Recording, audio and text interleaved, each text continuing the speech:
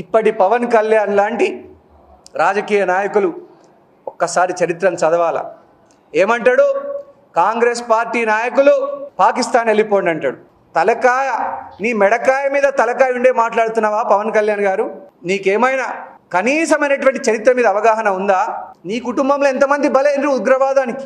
ఎంతమంది దేశం కోసం త్యాగం చేసిండ్రు నీ కుటుంబంలో? పవన్ కళ్యాణ్ గారు గురువింద గింజలాగా మాట్లాడవద్దు. కాంగ్రెస్ పార్టీ ఇద్దరు ప్రధానుల్ని తీవ్రవాదానికి బలైనరు. ఇద్దరు ప్రధానుల్ని దేశం కోసం ప్రాణాలు అర్పించిండ్రు. నీ కుటుంబంలో ఎంతమంది అర్పించిండ్రు చెప్పు. మొదలు మాట్లాడవచ్చునా? నీ సంస్కారానికి తగునా? ఇదేనా నీ సంస్కారం? ఒక్కడి గుర్తుపెట్టుకోండి పవన్ కళ్యాణ్ గారు, చరిత్ర చెరిపేస్తే చెరిగిపోదు. ఈరోజు కాంగ్రెస్ పార్టీ మీద నువ్వు మాట్లాడిన మాటలు నీ పదవికి వన్నె తేదు. నువ్వు ఒక పార్టీకి, ప్రాంతీయ పార్టీకి అధ్యక్షునిగా ఉన్నావు. నీ సంస్కారానికి, నీ పదవికి ఈ మాటలు దిగజారుడుతనాన్ని సూచించలేవా?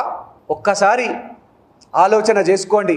మేము మళ్ళీ చెప్తా ఉన్నాం, ఇది కేంద్ర ప్రభుత్వ భద్రతా వైఫల్యం కాదా?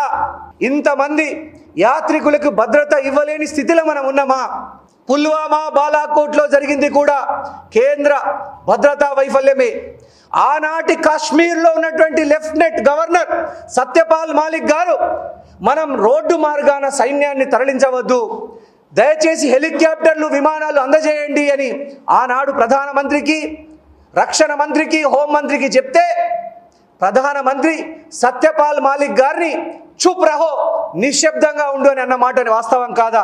బాలాకోట్, పుల్వామా దాడులు కూడా కేంద్ర భద్రతా వైఫల్యం వల్లనే జరిగినాయని అనేక సంస్థలు తేల్చి చెప్పినాయి.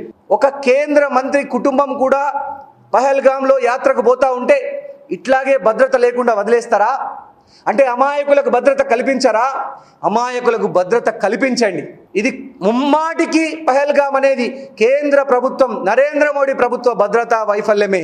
వెంటనే పార్లమెంట్లో లోక్సభను, రాజ్యసభను సమావేశపరచండి, స్పెషల్ సెషన్ పెట్టండి. ప్రజాస్వామ్యంలో ప్రపంచమంతా శాంతియుతంగా ఉండాలంటే ఎక్కడా కూడా ఉగ్రవాదానికి తావు లేదు. ఉగ్రవాదానికి కాంగ్రెస్ పార్టీ నిజంగా బలైనటువంటి పార్టీ కాంగ్రెస్ పార్టీ. మా ప్రధానమంత్రి ఇందిరాగాంధీ గారు ఉండగా, ప్రధానమంత్రి హోదాలో ఉండగా పట్టపగలు, మిట్ట మధ్యాహ్నం ఉగ్రవాదులు మా ప్రధానమంత్రి ఇందిరాగాంధీ గారిని కాల్చి చంపిండ్రు. అలాగే మా ప్రధానమంత్రి రాజీవ్ గాంధీ గారిని మానవ బాంబుతో, అతిపెద్ద బహిరంగ సభలో బాంబుతో చంపివేసి, అతి కిరాతకంగా, దారుణంగా చంపివేసినటువంటి ఉగ్రవాదులు మా ఇద్దరు ప్రధానమంత్రుల్ని బలి తీసుకున్నారు. మా ఇద్దరు ప్రధానమంత్రులు, కాంగ్రెస్ పార్టీ ఈ దేశం కోసం ఇద్దరు ప్రధానమంత్రుల్ని త్యాగం చేసింది, బలిదానం ఇచ్చింది. ఇన్ఛార్జ్ మంత్రి సీతక్క గారి జోలికి వస్తే జోగురామన్న భస్మమైపోతావు, మాడి మసైపోతావు. నువ్వు ఖచ్చితంగా ఒక విఫలమైనటువంటి మంత్రివి. అందుకే 2014 నుంచి 18 మధ్య నువ్వు మంత్రిగా ఉంటే కేసీఆర్ నిన్ను ఇసిరి కొట్టిండు మంత్రివర్గం నుంచి.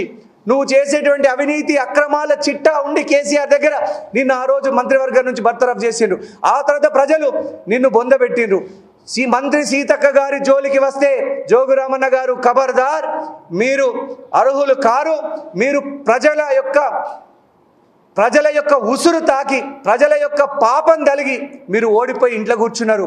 ఈరోజు మంత్రి సీతక్క గారి జోలికి కానీ మీ బీఆర్ఎస్ నాయకులకు విమర్శించేటువంటి తాహతు, అర్హత లేదు.